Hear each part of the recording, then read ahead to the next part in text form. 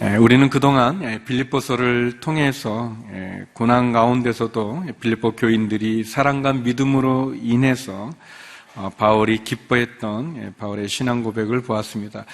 비록 감옥에 갇힌 몸이었지만 믿음을 지키고 항상 기뻐하고 또 디모데와 에바브로디도를 빌립보에 또 추천하면서 예수님의 겸손에 대한 귀한 말씀, 또 목표를 향해서 부르심의 상을 향해 표대를 향해 쫓아가고 달려가자는 그런 바울의 권면도 살펴보았습니다.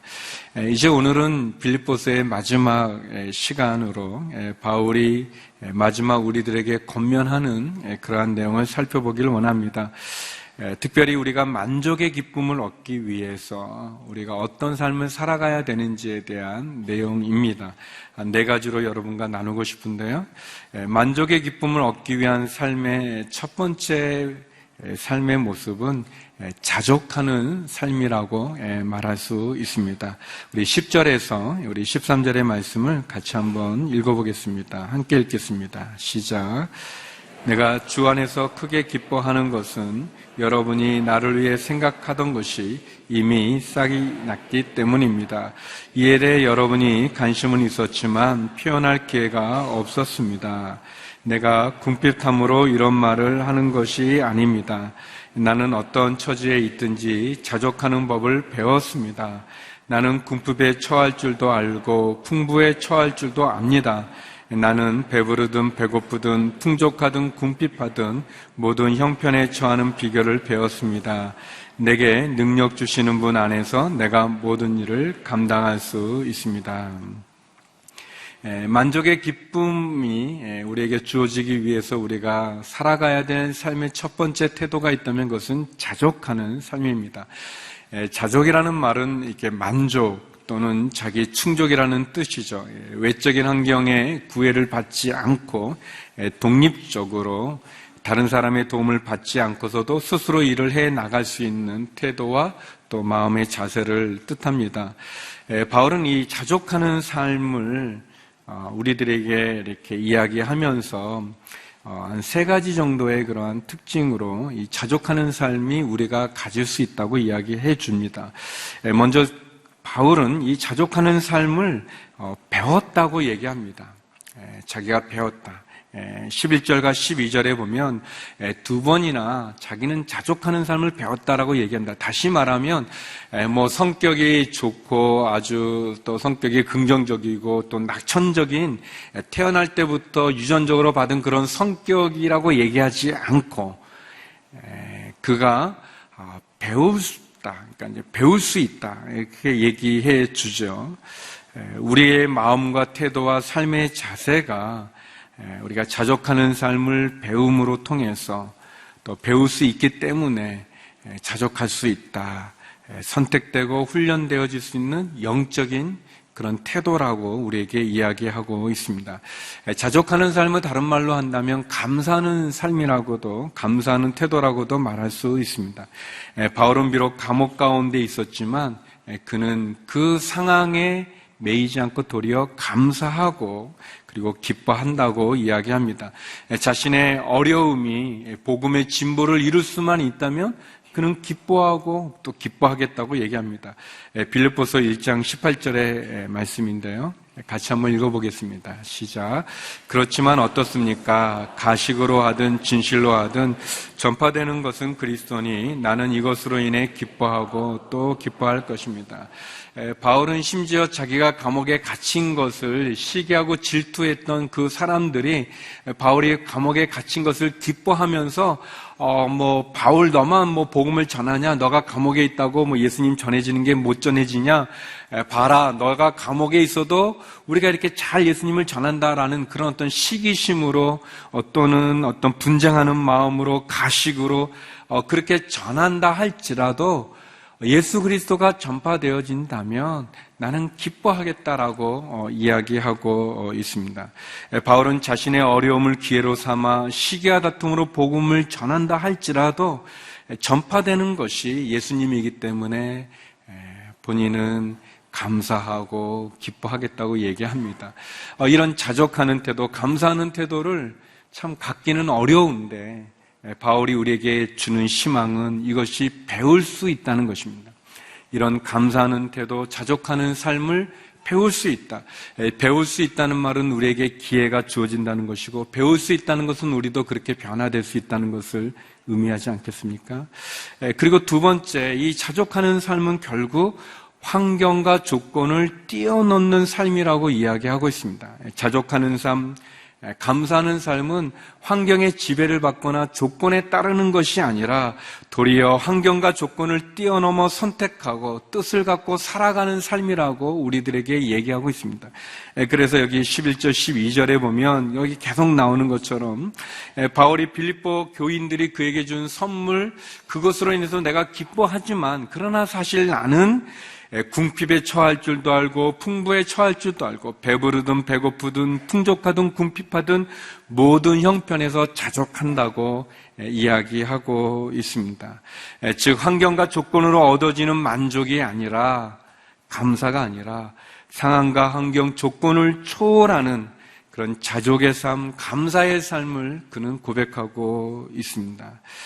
저는 이 말씀, 궁핍하거나 또는 풍부하거나 배부르거나 배고프거나 어떤 형편에든지 내가 자족하길 배웠다라는 이 말씀을 아주 깊이 깨닫게 된, 아주 잘 이해했던 그런 경험이 있는데, 신대원 졸업반 때 이제 그 지도 교수님을 모시고 저희가 한 달 정도 이렇게 선교지를 방문했던 적이 있었는데, 그때 이제 저희들이 그 처음에 간 곳이 이제 인도라는 곳이었는데, 거기에 있는 저희 선배죠. 여자 선교사님이셨는데, 선배님이 저희를 굉장히 따뜻하게 환영해 줬습니다. 외롭게 지내시기도 하셨지만, 그렇지만 이제 저희를 보면서 이렇게 후배들이 멀리까지 찾아온 것을 굉장히 고마워하시면서 저희들을 아주 잘해 주셨어요. 그래서 아주 그 호텔도 좋은 데서 이렇게 자게 해주고, 또 이렇게 때마다 먹을 것도 아주 풍성하게 주시고, 그리고 또 한 번은 이제 저희들 이제 일정 마칠 때는 또 그 집사님이 갖고 있는 좋은 별장에까지 또 빌려서 또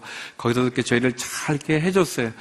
그런데 저희들이 이 고생을 많이 하는 줄 알았는데, 이렇게 선교사님이 이렇게 잘 먹고 지내다니, 그러면서 좀 약간 그거를 이렇게 감사하는 것보다 선교사가 이래도 되는가, 뭐 이제 그런 좀 어떻게 보면 굉장히 심하게 좀 그런 좀 마음들이 좀 있었었어요.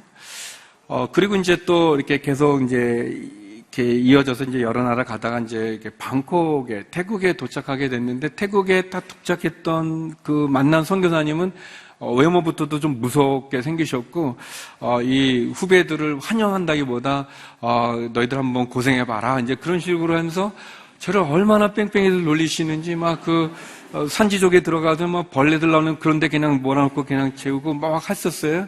먹는 것도 아주 조금 주고, 이렇게 아주 잠자리 너무 불편하고. 그런데 이제 또 저희들의 마음 가운데 이게 막 불만이 막 여기를, 아니 그래도 선배라고 이렇게 마음대 찾아왔는데 어떻게 우리를 이렇게 하는가.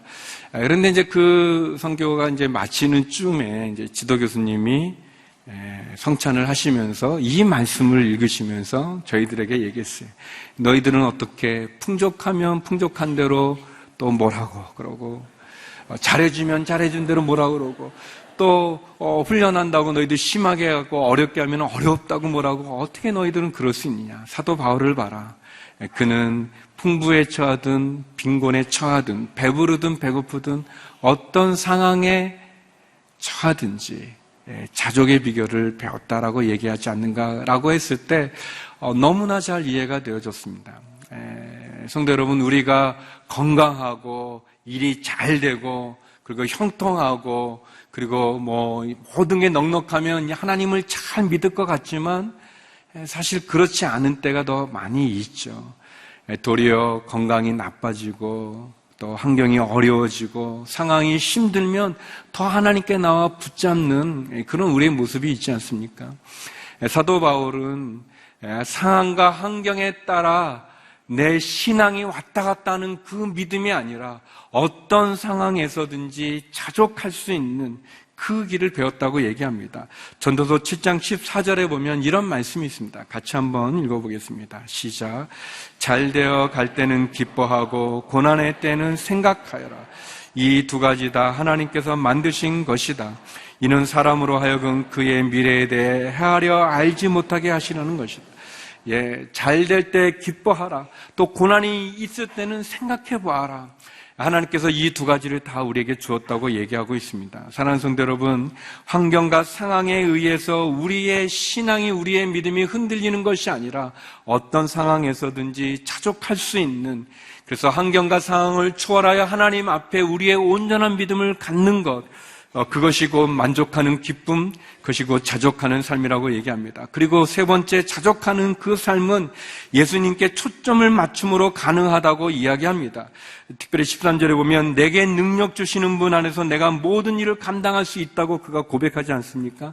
근데 이 13절은 종종 우리가 오해하는 구절이기도 합니다. 뭐냐면 내게 능력 주시는 예수님 안에서 내가 모든 것을 할 수 있다는 것이 마치 우리가 슈퍼맨과 같이 불가능한 일이 없는 것처럼 이렇게 비춰지는, 그렇게 오해하기도 합니다. 물론 하나님이 우리를 도와주시면, 우리 하나님이 함께 해주시면 우리가 못할 일이 없죠. 그렇지만 이 말씀은 우리가 어떤 형편에서든, 이 문맥의 내용처럼 우리가 어떤 형편에, 어떤 상황에, 어떤 환경에 처하든지 예수님이 주시는, 그래서 예수님이 그 형편을 뛰어넘는 자족의 능력을 우리가 얻을 수 있다는 것을 말해주고 있습니다. 우리가 예수님에게 초점을 맞추면 환경과 상황을 뛰어넘어 우리가 그 환경 가운데도 자족할 수 있는 능력이 우리에게 있다는 것을 의미합니다. 우리가 환경에 초점을 맞추다 보면 그 환경이 바뀔 때마다 우리가 기뻐하기도 하고 슬퍼하고 낙심하기도 할 것입니다. 마치 우리의 초점이 성공에 맞춰져 있다면, 돈에 맞춰져 있다면, 쾌락에 맞춰져 있다면, 성공할 때나 돈이 많을 때나 또 쾌락이 있을 때는 우리가 기뻐하고 행복해지지만, 그러나 실패하거나 돈이 없거나 또 쾌락이 사라지게 되어지면 우리는 불행할 수밖에 없는 우리의 모습이 있습니다. 성도 여러분, 우리는 우리의 초점을 예수 그리스도에게 맞춰야 될 것입니다. 예수님에게 초점을 맞출 때 상황과 환경을 뛰어넘는 자족의 삶, 만족의 삶, 주님이 주시는 그 행복의 삶 가운데 나갈 수 있을 것입니다. 마치 우리가 태양을 바라보면 그림자가 보이지 않는 것과 마찬가지로 예수 그리스도에게 초점을 맞출 때 우리를 향한 하나님의 그 사랑과 우리에게 주시는 그 기쁨, 그 자족의 삶을 우리가 배울 수 있을 것입니다. 두 번째, 오늘 본문은 우리들에게 함께 나누는 삶에 대해서도 이야기합니다. 우리 14절에서 17절의 말씀 같이 한번 읽어보겠습니다. 함께 읽겠습니다. 시작. 여러분이 내 환난에 함께 참여했으니 잘했습니다. 빌립보 사람들이여, 여러분이 알다시피 복음 전파 활동 초기에 내가 마케도냐를 떠날 때 나를 위해 주고받는 일에 동참한 교회는 오직 여러분밖에 없습니다. 내가 데살로니가에 있을 때도 여러분은 한두 번 내가 필요한 것들을 보내주었습니다. 내가 선물을 구하는 것이 아닙니다. 오직 여러분의 봉사의 열매가 풍성하기를 바랍니다. 바울이 14절에서 빌립보 교회가 바울의 고난과 환난에 참여한 것을 감사해야 하고 칭찬합니다. 이것은 어떤 의미로 바울 개인을 도와준 그것에 감사한다기보다는 바울이 복음을 전하는 그 선교 사역에 빌립보 교회가 동참한 것에 대해서 그가 감사한다고 말할 수 있습니다. 15절, 16절에서 바울은 두 가지를 얘기합니다. 하나는 바울이 복음을 전했던 초기에 그 선교 사역 때 이 바울의 선교 사역에 함께 동참한 교회는 빌립보 교회뿐이 없다는 것. 또 두 번째, 데살로니가에 있을 때도 빌립보 교회가 두 번씩이나 후원했다는 것에 대해서 감사하고 있습니다. 바울은 기본적으로 선교를 할 때 선교 전략 가운데 하나는 자비랑 선교 원칙입니다. 그러니까 다른 사람의 도움을 받지 않고 자기가 스스로 선교비와 선교 활동에 사용되는 비용을 감당하는 그런 자비랑 선교를 원칙으로 삼았습니다. 그래서 왜 그렇게 했냐면 어떤 후원도 받지 않고 복음을 전함으로 인해서 그 복음을 듣는 사람이 은혜로 얻게 되어지는 복음을 분명히 깨닫게 하기 위해서 복음을 듣는 사람들로부터 어떠한 도움도 받지 않고 그런 자비랑으로 선교를 했었습니다. 사도행전 18장 2절 3절에 보면 이런 구절이 있습니다. 제가 읽겠습니다. 그곳에서 그는 아굴라라는 유대 사람을 만났습니다. 그는 본도에서 출생한 사람인데 유대 사람들은 모두 로마를 떠나라는 글라우디오 황제의 칙령 때문에 얼마 전 자기 아내 브리스길라와 함께 이탈리아에서 내려온 것입니다. 바울은 그들을 찾아가 그들과 함께 일하며 지냈습니다. 바울도 그들과 마찬가지로 천막 만드는 일을 했기 때문입니다. 라고 되어 있어요. 그러니까 바울은 그 아굴라, 브리스길라 이 부부와 같이 천막 만드는 일을 하면서 그런 선교 사역을 감당했습니다. 그래서 이 자비랑 선교라는 그 텐트메이커라는 그런 단어가 여기에서 이제 차용했는데, 바울은 그렇게 복음을 전할 때 남의 도움이나 후원을 받아서 하지 않았음에도 불구하고 오늘 본문에서 그가 빌립보 교회가 그를 초창기에 도와준 거나 데살로니가에서 도와준 것에 대해서 감사를 하고 있는 것은 그의 선교 전략과 원칙에 상충되어지는 그런 것이 아니라 바울이 빌립보 교회가 그의 선교 사역에 동참함으로 함께 선교 일을 감당한 그것이 바울 복음 전도에 큰 도움이 되었고 또 그들의 사랑과 그들의 후원이 하늘의 상급이 되기를 바라는 열매를 맺기를 원하는 그런 것을 그는 나누고 있는 것입니다. 다시 말하면 어려움 속에 있을 때, 힘든 상황 가운데 있을 때, 선교 사역 가운데 있을 때 함께 그 마음을 나누는 것, 그 사랑을 나누는 것, 그것을 우리들에게 이야기해주고 있습니다.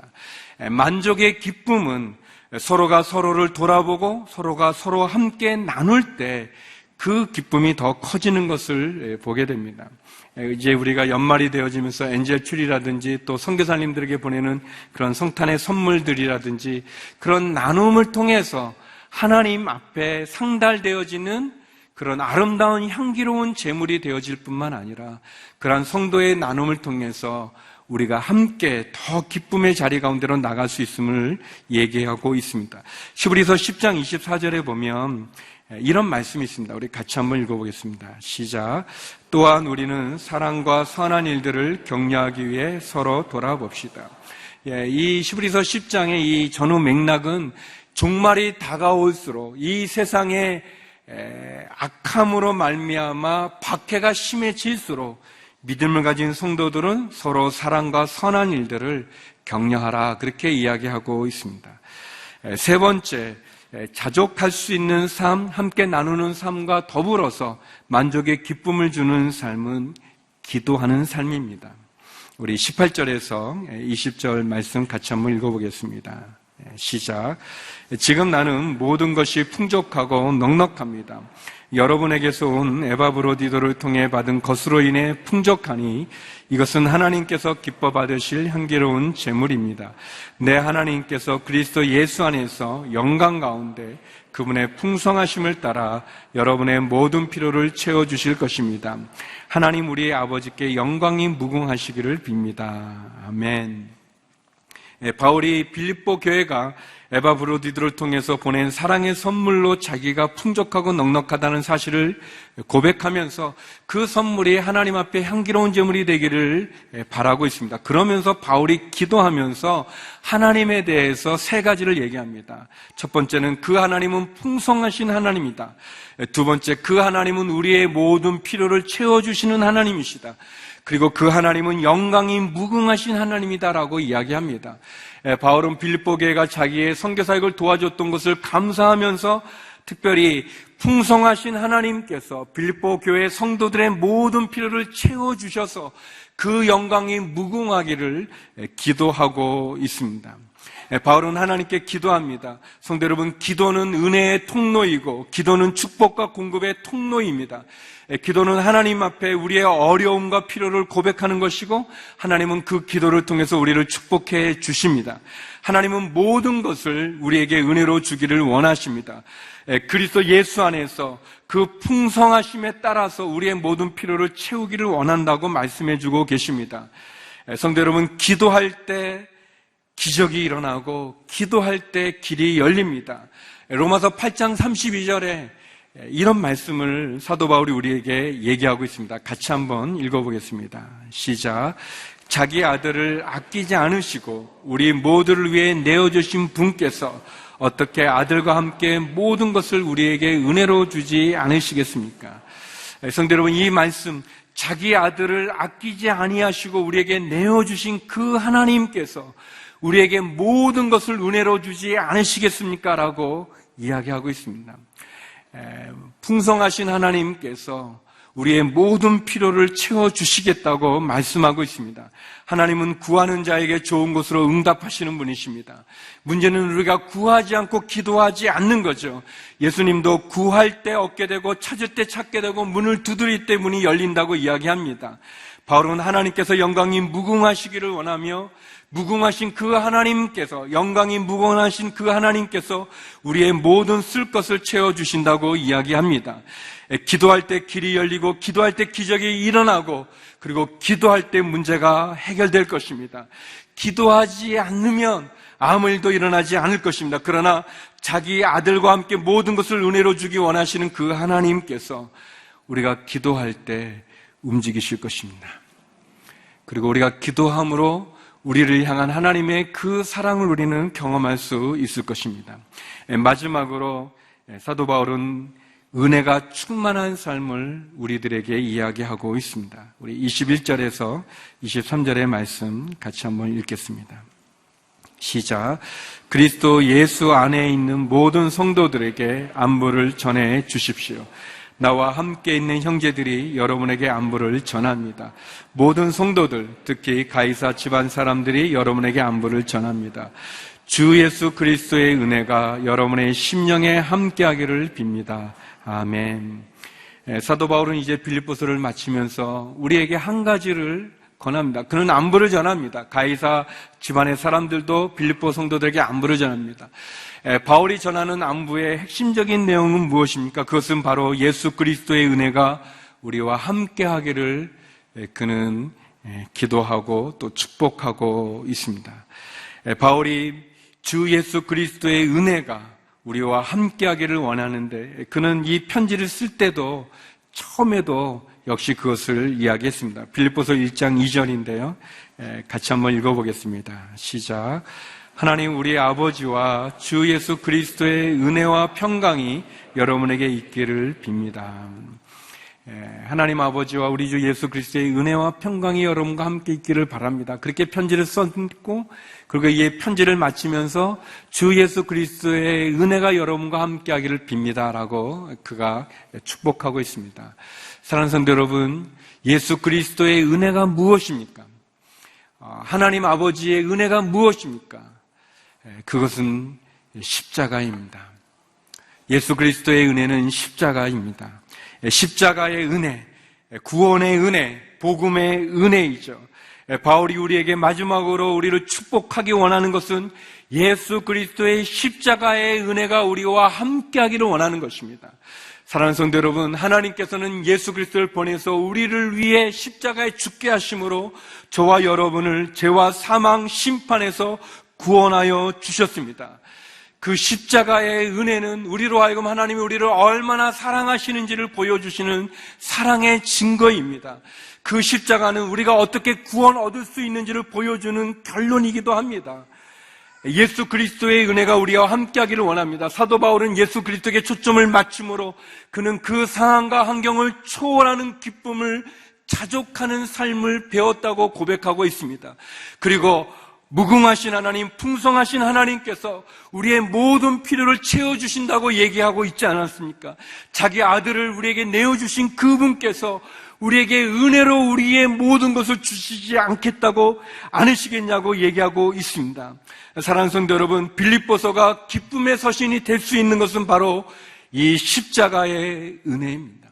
예수 그리스도의 십자가를 소유한 사람은 상황과 환경을 초월하는 기쁨, 그 자족의 삶 가운데, 만족의 기쁨 가운데 나갈 수 있습니다. 그것이 복음이죠. 예수 그리스도의 십자가로 구원받은 우리의 그 복음, 그리고 이 복음을 전하기 원해서 듣지 못하는 믿음 없는 자들을 향해서 이 복음을 나누는 그 십자가의 은혜, 그것이 이 교회에, 이 세상에 줄 수 있는 우리의 희망이 아니겠습니까? 사랑하는 성도 여러분, 어떻게 만족의 기쁨을 누릴 수 있겠습니까? 그것은 자족하는 삶, 나누는 삶, 기도하는 삶, 무엇보다 예수 그리스도의 은혜, 그 십자가의 은혜를 그 마음에 품은 사람일 것입니다. 예수 그리스도를 바라보십시오. 십자가를 바라보십시오. 그리고 그 십자가에 나를 위해 죽으신, 나를 위해 아들을 보내주신 그 하나님의 사랑을 만날 수 있기를 주의 이름으로 축원합니다. 그리고 그 십자가의 능력과 사랑으로 이 한 주간도 저와 여러분 승리할 수 있기를 주의 이름으로 축원합니다. 기도하시겠습니다. 거룩하신 하나님, 예수 그리스도에게 초점을 맞추고 십자가를 바라봄으로 자족하는 삶, 만족의 기쁨의 삶 가운데 거하며 십자가의 구원의 은혜로 승리하는 믿음의 삶 살아간 저희 모두가 되게 하여 주시옵소서. 예수님 이름으로 기도드립니다. 아멘.